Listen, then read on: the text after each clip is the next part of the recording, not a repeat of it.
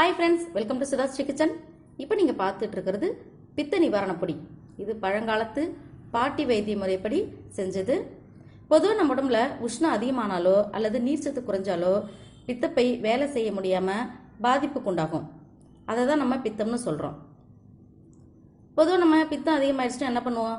காலையில சுடு தண்ணியில எலுமிச்சம்பழம், இஞ்சி, தேன் இதெல்லாம் சேர்த்து சாப்பிட்டு நம்ம சரி பண்ணிக்க ட்ரை பண்ணுவோம் இல்லைங்களா?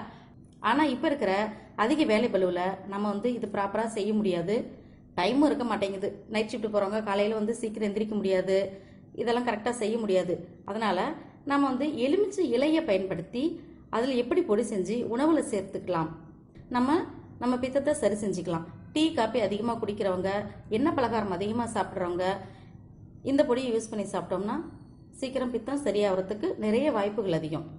இதை நம்ம சாப்பிட்றதுக்கு முன்னாடி முதல் சாதத்தில் எண்ணெய் ஊற்றி இந்த பொடியை போட்டு சாப்பிட்டோம்னா ரொம்ப நல்லாயிருக்கும். ஜுரம் வந்தவங்க கூட இதெல்லாம் சாப்பிட்டோம்னா வாய்க்கு ரொம்ப நல்லாயிருக்கும். ரொம்ப ரொம்ப ஈஸியாக செய்யக்கூடிய இந்த பித்த நிவாரண பொடியை எப்படி செய்யறதுன்னு வீடியோக்குள்ளே போய் பார்க்கலாமா?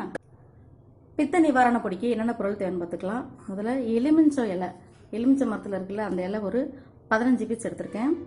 இந்த மாதிரி 5 கொத்து கருவேப்பிலை ஃப்ரெஷ்ஷாக எடுத்திருக்கேன். அடுத்தது 2 ஸ்பூன் மல்லி, 2 ஸ்பூன் துவரம்பருப்பு, 1 ஸ்பூன் கடுகு, 4 வரமிளகாய். இதுக்கு தேவையான பொருள் இவ்வளோதான். இப்போ முதல்ல நம்ம வானலியில் எண்ணெய் எதுவும் ஊற்றாமல் ட்ரையாக இந்த எலுமிச்சை இலையும் கருவேப்பிலை இலையும் நல்லா பொன்னிறமாக வறுத்து எடுத்துக்கலாம். முதல்ல எலுமிச்சை இலையை சேர்த்துக்கலாம். அடுத்தது நாம் எடுத்து வச்சிருக்கிற கருவேப்பிலை,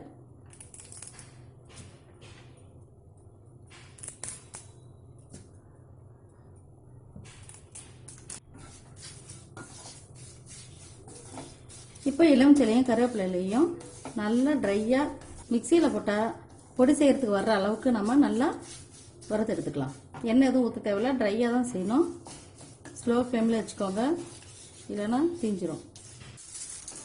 இந்த எலுமிச்சை இலையும் கருவேப்பிலையும் நல்லா இந்த மாதிரி நல்லா வறுத்துட்டோம். இங்கே பார்த்தீங்களா, இப்படி உடையணும். இந்த மாதிரி நம்ம வறுத்து வச்சு தான் பொடி செய்யும்போது நல்லாயிருக்கும். அந்த ஈரப்பசை இல்லாமல் இருக்கணும், இல்லைன்னா பொடி சீக்கிரம் கெட்டிடும். இதை நம்ம தனியாக எடுத்து வச்சுருவோம். அடுத்தது இதே மாதிரி வெறும் வாழலையில் மல்லி, துவரம்பருப்பு, மிளகு, மிளகாய் இந்த 4 பொருளையும் சேர்த்துக்கலாம். இதையும் ட்ரையாக வறுத்துக்கலாம்.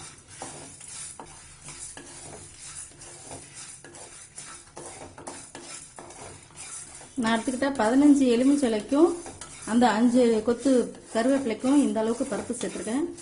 உங்களுக்கு செஞ்சு பார்த்துட்டு பிடிச்சிருந்துச்சுன்னா அளவு கூட போட்டு செஞ்சுக்கோங்க. இப்போ கலர் நல்லா மாறிடுச்சு. துவரம்பருப்பு இந்த இடத்துல நம்ம உப்பு சேர்த்துட்டு ஒரு கலந்துட்டு நம்ம ஸ்டவ் ஆஃப் பண்ணிக்கலாம். எல்லாத்தையும் நம்ம பொடி செஞ்சு எடுத்துருந்தோம். நம்ம வறுத்து வச்ச இந்த பருப்பு, இந்த இலையெல்லாம் நம்ம ஒரு மிக்சி ஜாருக்கு மாற்றிட்டு குறைன்னு அரைச்சிட்டு வந்துடுவோம். சாதத்துக்கு போட்டு பிசைஞ்சு சாப்பிட்டா நல்லா இருக்கிற மாதிரி, ரொம்ப நைஸாக இல்லாமல் கொஞ்சம் பருப்பு தெரிகிற மாதிரி நம்ம அரைச்சி எடுத்துட்டு வருவோம்.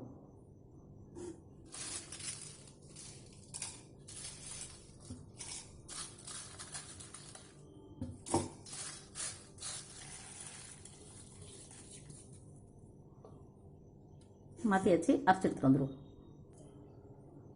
இந்த மாதிரி நம்ம பொடியை அரைச்சி எடுத்துட்டோம். உங்களுக்கு இந்த பித்த நிவாரண பொடி பிடிச்சிருந்துச்சுன்னா சுதாஸ்ரீ கிச்சனுக்கு சப்ஸ்கிரைப் பண்ணுங்க, ஃப்ரெண்ட்ஸ் அண்ட் ரிலேட்டிவ்ஸ் ஷேர் பண்ணுங்க, லைக் பண்ணுங்க, கமெண்ட் பண்ணுங்க. ஆரோக்கியமானதையே சமைப்போம், ஆனந்தமாக இருப்போம். தேங்க்யூ.